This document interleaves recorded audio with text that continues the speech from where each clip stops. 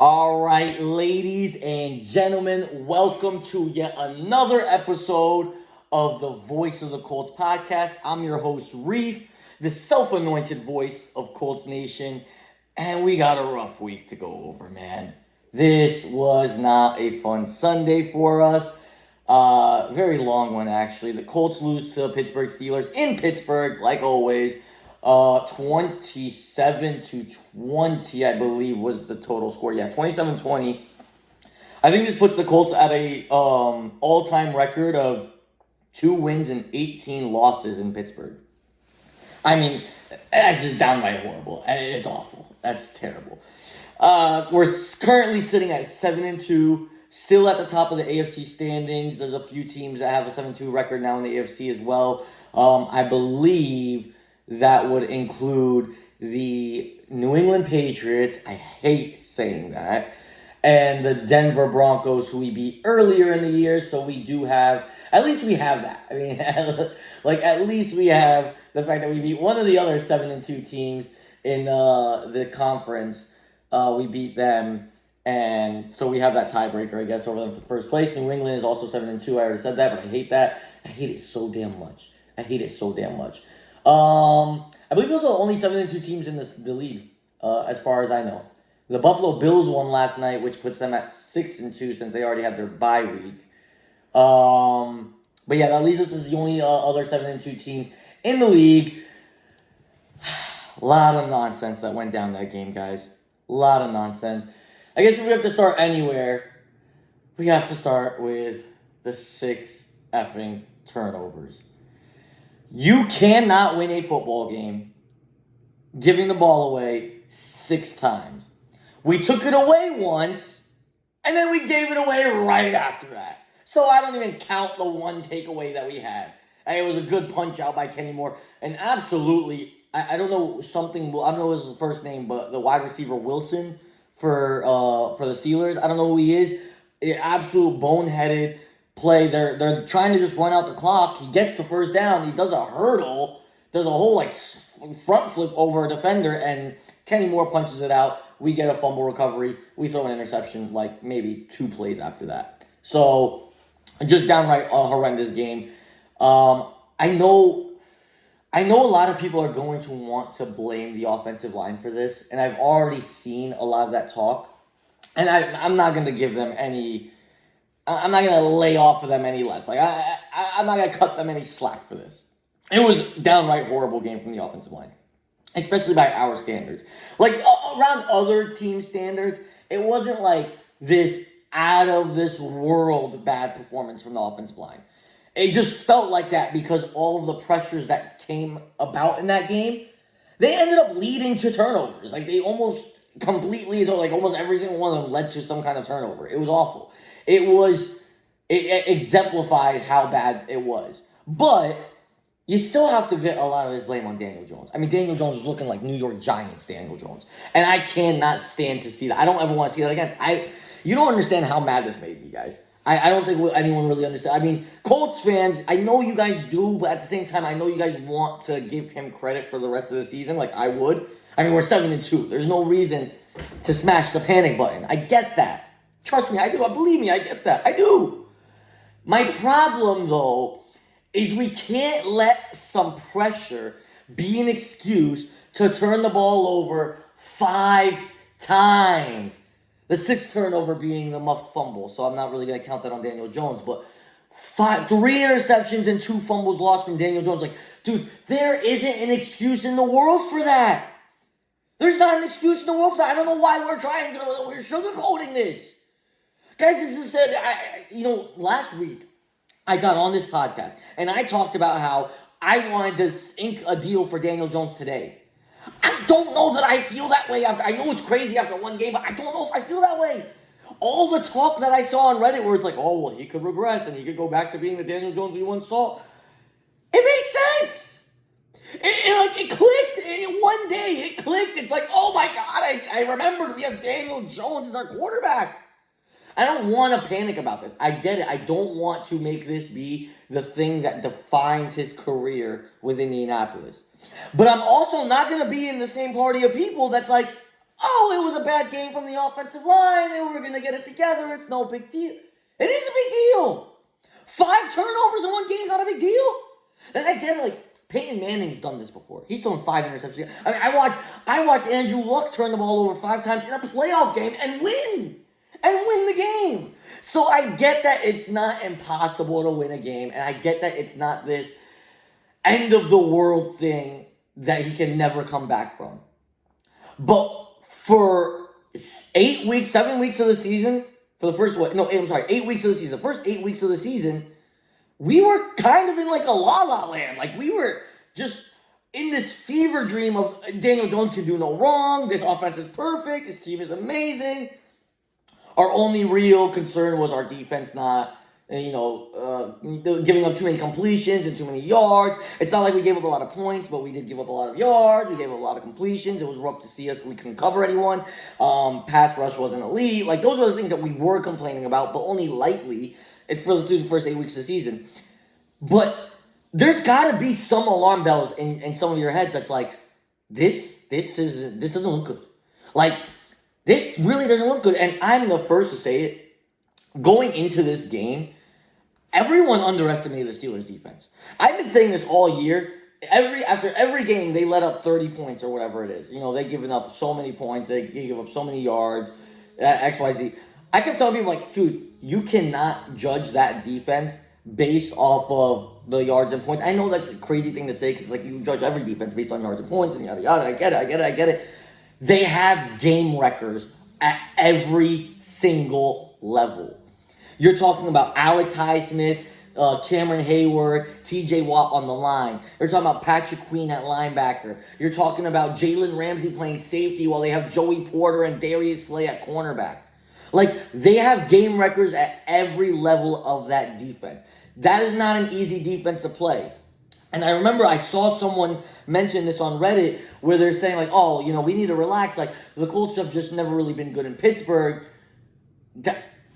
Ring the alarms! Get it together! The Pittsburgh Steelers are more than likely a team we're going to have to face again in the playoffs. That's a playoff team. I mean, I don't know 100%. I don't see the future. I can't see the future. That division is weak. I think Lamar Jackson is going to run the tables for the rest of the season. And it might not be the Steelers that end up winning that division, or they might even miss out on the playoffs. Who knows? But I'm just saying, if we have a actual problem that's supported by historical statistical data, right? And we do with the Steelers, we have to fix that. This isn't some chump team. I mean, I looked at our schedule next year. We have them next year in Pittsburgh next year. Well, are we going to just write that off as a loss again? Can we not change that? And just to bounce off of that, I mean, we have game in Jacksonville later this season. We're not very good in Jacksonville. What, do we just accept losing in Jacksonville? That's a divisional game. Not just a conference game. That's a divisional game. Are we going to also be like, oh, guys, it's okay. We aren't very good in Jacksonville either. No! We got to fix that. This is crazy. And I think for all the things I've seen, right, and I get the cope. I understand the cope. Colts fans everywhere are talking about this like, okay, we turned the ball over 6 times, but we only lost by 7. Absolutely. You're right. This team we do not need to hit the panic button. You're right. But let's not act like this isn't a big deal. That we can't beat the Steelers. That's a problem. And that's a good defense. Guys, when you get to the playoffs, all defenses are good defenses. At that point, they're all good defenses. This is when the defenses come to life, is that January time of the year. That's when defenses come to life. And if this is what we're going to look like against good defenses, I don't even know how many sacks we allowed. I want to say it was like 5 times we got sacked that game. We got sacked 5 times. But if you go back and watch, the 3 interceptions, he wasn't getting hit. It was tip balls at the line because it was, and those ones were just crazy. I mean, you're throwing it right at a player that's jumping right in your face. I get that's your read maybe, but we don't want to take a sack, but dude, those interceptions were horrible. I mean, the one to the linebacker, Peyton, whatever his name is. Peyton something. I don't even remember his name. I don't even want to learn his name. He's not the kind of player that should be making game-changing plays, and we're throwing the football right at him. I don't know if Daniel Jones just didn't see him or what the cause was, but like those are the plays. Like we can't have those. Though absolutely not. And I think it just this is a problem that I'm trying to overcome right now. Where I get that this is one game, but those are things that we cannot see again. Like, this can't happen again for the rest of the season. I don't want to see it again for the rest of the season. Like, yeah, if we lose one more game, like, all right, we're still going to make the playoffs, so I guess in theory it can happen. But no! Like, we got to lock down. Like, this is all us gearing up for the playoffs. Like, if Colts fans, if you're on the same boat as me, right? We're locked in. We know we're going to the playoffs. I think it's safe to say at this point we're 7-2. Like, we're going to the playoffs.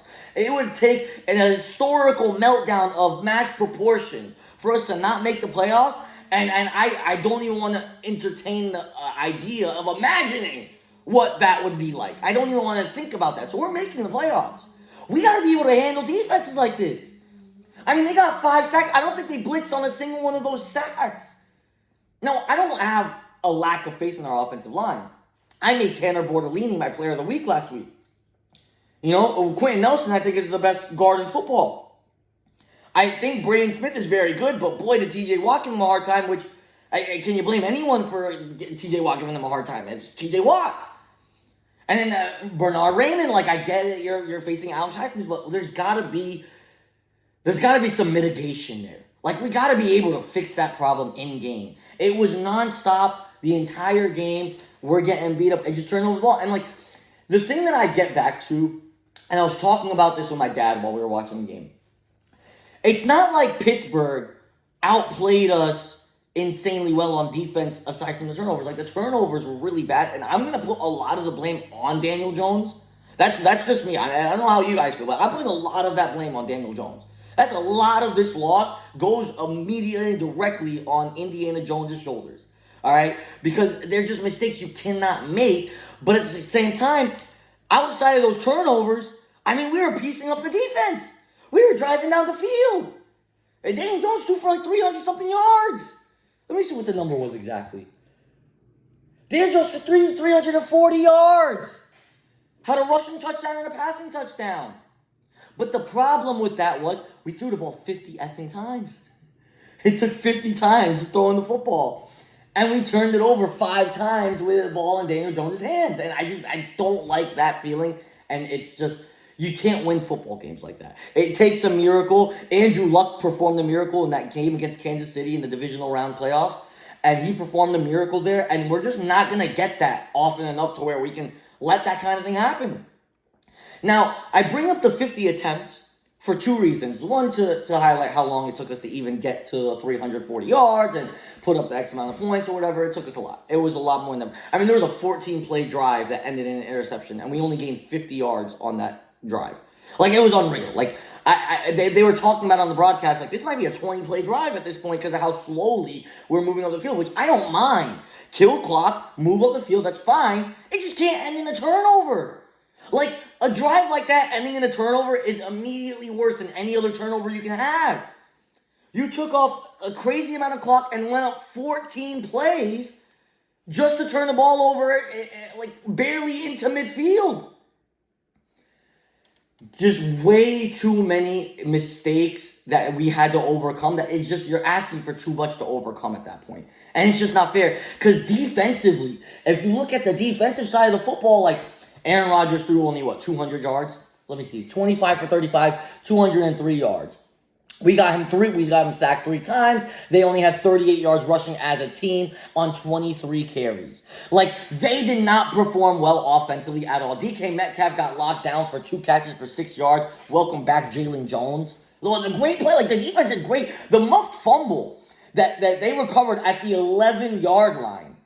We forced them to turnover on downs on that drive. Like, we had the 7-0 lead still at that point.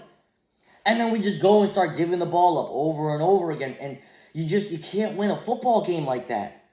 It's unreal. And it's just, all of that blame goes on Daniel Jones. Whether you guys like it or not, it goes on Daniel Jones, and he has to be better. And I get what people are saying is, they're going to watch the film on this. They're going to get better. This was a one-off. we don't look that bad ever. We haven't looked that bad all year. It's one off. I get the feeling of wanting to write that off because I would love to write it off too. But let's not do that until we win next week in Germany against Atlanta at least. Let's at least get another really good performance out before we start saying, there's no big deal. We have to talk about it. Because Daniel Jones has a track record. It's not like this is out of the blue for Daniel Jones. He's never done this before. I get he hasn't done it for us this year. He's taking care of the ball very well this year. I get that. I'm not trying to say he's this problem all of a sudden. But it's not like this is out of the blue. He had a career in New York where this was the whole theme of his career was turnovers. That's what he did. It's every game. It was a turnover, 2 turnovers, 3 turnovers in New York. So I know that we don't want it to be that, but part of you has to entertain the idea that maybe he is still the same Danny Jones that we remember, and maybe maybe the media was right about it. I don't think so. By the way, let me say this. I don't think that that's true about the whole week schedule. Colts are only good because they had a week schedule, so on and so forth. I don't believe that to be true. What I believe to be true, though, is that Daniel Jones has the ability to take us all the way down and sink the ship. He can sink the ship any day that he wants to, and he proved it. You can blame the offensive line as much as you want, but I'm sorry. It's not enough pressures in the world to make me feel like that was okay. That performance was not okay at all. And you can't just sit there and point fingers at your offensive line. They didn't have a good game. I'm not taking, again, I don't want to cut them any slack. But there's far more blame to be passed on the quarterback here than there is on the offensive line. That's just a factual opinion. It's facts. He's throwing the football under no duress, throwing interceptions. He's getting, the strip sacks are dude, I have some kind of pocket awareness. TJ Watt is one-on-one with Braden Smith. You don't think there's a realm of possibility you're getting a little too close to your right tackle that's one-on-one with one of the best edge rushers in history? Is that what we're talking about? Have some awareness. It was awful. It was a terrible, terrible thing. I mean, the Colts, we had 11 drives. Remember the stat I brought up last week, chat? I was talking about 60 to 70% of our drives we scored on. We had 11 possessions on Sunday. We scored 2 touchdowns and 2 field goals. And we turned the ball over 5 times. And then we punted twice. 7 of our 11 possessions, not only did they not come up in points, but they directly led to points for the Steelers. In a game we only lost by 7. I know you guys use that as a cope, but I use that as a what the hell are we doing? You had 7 other chances to win this football game. 1 million chances, really? I mean, this should have been a blowout. This game was not a close game and a good battle. It wasn't. This game should have been a blowout for either side. If the Colts took care of the football, we're winning 38-10, right? If the Steelers took care of business any way they could, offensively, they were awful offensively. If they did anything at all worth a damn on offense, this is a 42-20 game easy. So I don't get the cope. I'm not gonna have that cope with it. It doesn't make sense. There is very little good that you could pull from this game. And I know some people, we had Alec Pierce and we had Michael Pittman Jr., who both eclipsed 100 yards for the first time. Throw it all away. I don't want 100 yards receiving. It means I lose the football game. I don't want it. Get rid of it. I don't want it. Laiatu Latu had 2.5 sacks. And like I said, and he had 3 tackles for loss and a tip pass. He had a great game. And defensively, I'm going to give him credit. I'm not going to say anything else negative about him because he had a great game. And to be honest, the Colts defense, they did a really good job. It's just when you're dealt with short field after short field after short field after short field after short field, you're going to lose the football game. Your defense can only do so much. It's just not feasible to win that football game there. So, yeah, it's overall we're looking at this and Daniel Jones has to be better. He just has to be better. And I know some of you guys are going to get on the comments and you're going to say, well, this is an overreaction and he hasn't played this bad all year and, next week might be a better week and we have a long season still and we're still number 1 in the conference and yada, yada, yada, all the other copes. That doesn't excuse how bad of a game this was. This isn't just like with the Rams game, I didn't complain about Daniel Jones for the Rams game. He threw 2 interceptions that game. I didn't complain about it. Obviously, there was more complaints about Adonai Mitchell and the holding and the fumble. Sure, and then Lou Anarumo putting only 10 men on the field.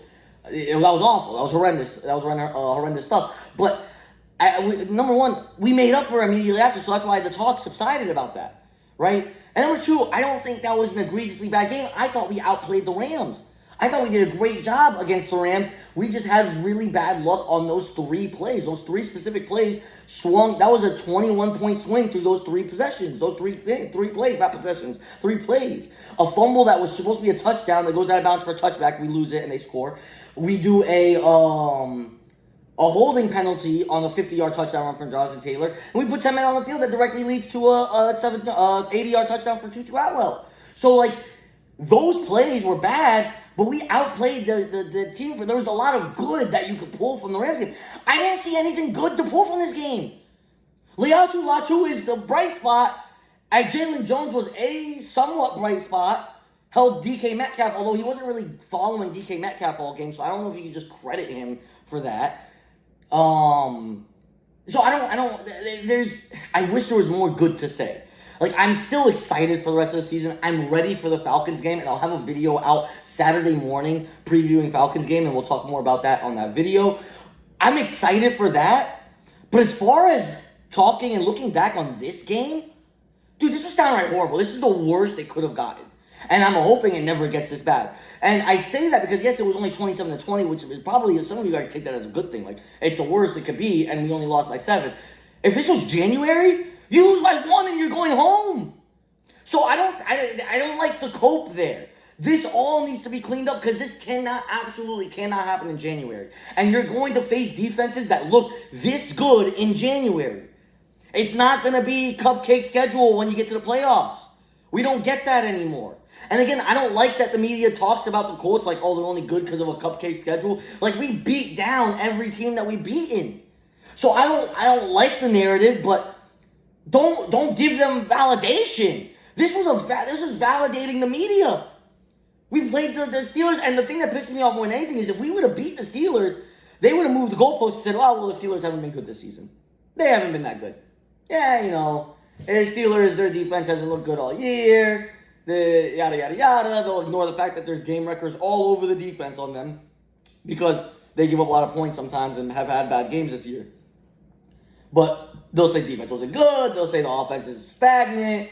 Doesn't have a lot of weapons. They'll say all those things to be another reason why this the win wouldn't mean anything if the Colts had won this game. So I don't like that. But to lose the game in the fashion we did just validates everything everyone said. It completely validates it. And now we have to go and prove them wrong. Now we have to, listen, we have the Falcons in Berlin. Which, again, the Falcons, no one is looking at the Falcons as world beaters. But this is definitely a losable game. Like, we're going to Germany. It's international. We don't know how we're going to play internationally. We don't know how that's going to affect us or whatever. I hate that excuse in the first place. Don't like it. I wouldn't use it even if we do lose that game. It has nothing to do with us having to fly to Germany. But we're playing a team that sometimes plays at a really high level and then sometimes plays at a really low level. And you just don't know what team you're going to get on Sunday. So, boy, we absolutely cannot look like this again. We just absolutely cannot look like this again. And then after our bye week, because we have a bye week when we return from Germany, we're on bye. Then we have the Kansas City Chiefs. Again, and that's got to be our statement. That's got to be our statement game. And obviously, when the time comes, we'll have a video fully talking about that. I'm not going to get too deep into it right now. But we have to make up for this. I'm not going to pretend. We're not going to sit here and, I get, the players in the locker room. I heard some of the post-game pressers, and they're like, oh, we're not going to panic about this. We're going to learn from our mistakes and move on and stuff. And that's perfectly fine for them to say, and I'm okay with them saying all that. I actually appreciate them saying that they're going to learn from their mistakes and whatnot, and I don't want to see panic in them. But as a fan base, there's got to be some kind of pressure that we put on our team to not recreate this. This isn't acceptable. We can't let them lose this and be like, don't worry, guys, you'll do better next week. No! We don't accept losses like this. You don't get to just, don't worry, guys, we'll get them next week. No! Now you have to hear us. At least do that for us. We invest all of our time into supporting you, into rooting for this team, buying the merchandise, watching every single week, going to the stadium, doing all of these things for you guys. The least you can do is hear us out when you do an absolutely shit show of a performance. The least you could do is hear us out and be like, hey, this was unacceptable. Like, I get that you're going to learn from it, but tell it, this is absolutely unacceptable. We can't have it ever again. This can't ever happen again. And I get it. It sounds like I'm overreacting, but I don't feel like we're reacting enough. I'm not overreacting. I'm not burning my Colts jacket. I'm not going burning any of my jerseys. I'm not denouncing my fandom. That would be an overreaction. I'm simply demanding some accountability. I'm just demanding that we like actually go out next week and kill them. Kill the Falcons. I want 40 next week. Because this can't happen. Daniel Jones, you can't turn the ball over like this. 5 turnovers. 5. Yeah, you have a history. Colts fans, we have to remember he has a history. We're talking about offering him a contract. Last week I talked about giving him $45, $50 million a year. And I think this definitely hurts his contract talk. It's one of those things. And the other conversation I've seen all throughout the Colts Reddit and Colts Twitter feeds and everything is, why are we not running the ball? Dude, guys, get a grip. Get a grip. As much as I hated Daniel Jones' performance, we're not going to throw out the game plan that made us 7-1 because a few passes weren't working in the first half. We can't just throw out the game plan. That we have not run the ball a lot throughout the entire season. It usually only comes later in the second half. Throw the ball, start the game by throwing the ball, take the lead with throwing the ball, finish the game running the ball. That's the game plan. That's the recipe. That's what it's been. All of a sudden, it doesn't work, and you guys are like, oh, this play calling sucks. I hear play calling sucks, play calling this, play calling that. Like, shut up. That's been the play calling we've had all year, and you've been gassing Shane Steichen. He's a great head coach. He makes a great game plan. Don't bail on it. Everyone's trying to point a finger at anyone but Daniel Jones here, and it's blowing my mind. I was the guy that was saying, ink him today. Sign the contract. Now I'm thinking maybe the hesitation is deserved. Like, I get why we're hesitating. I get why we haven't inked the deal yet. Because we might see another thing like this. If I see another game like this, I don't want him signed. I don't want him signed. I'm sorry. We can't. I can't. 35, 40 million a year for a guy that's going to throw 5 turnovers in a game and lose it. It just look absolutely awful. And again, I get it's only one game, so I'm going to give him the benefit of the doubt. I'm still team sign him. But if I see another one, I think I'm changing my tone. Just a little bit at least. I can't do it. Another guy that needs to get signed is Alec Pierce. I know we talked about contract last week. Alec Pierce is due up for a contract. I don't know how much we're going to dish out to him, but we need to sign him. And he's our best deep threat. That's a talent. Dude's what, 6'3"? Can break on a dime? Like, dude, he's awesome. Sign him for long term. That's the only take I have. I don't really know what the going rate is for him. I looked up some players that I thought maybe he would have like some similar contract. I mean, $3-4 million a year, $5 million a year maybe. I don't know. Nothing crazier than that, to be honest. I just don't know what the going rate is for a wide receiver too that's never really led the league or been in those like league leaders in catches or yards. I know he's yards per catches, like a league leading number, but he's not heavily used in the offense. So I don't know if he tests the market to see if he can find a place where he's going to be more heavily used in the offense, but that's remained to be seen. But I don't know. I don't even want to talk contracts. Like, I literally, if you guys could see what I'm looking at on my screen, I have a whole outline laid out of random things I wanted to talk about with the Colts.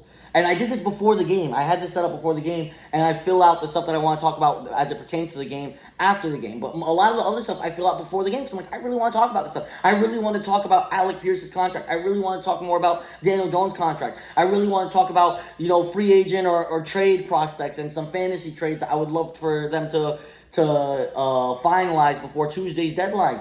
There's so much I want to talk about. I can't think about anything besides how the hell did Daniel Jones play this poorly? How did he flip the switch so badly? This is awful. And I'm going to give him the benefit of the doubt going into next week.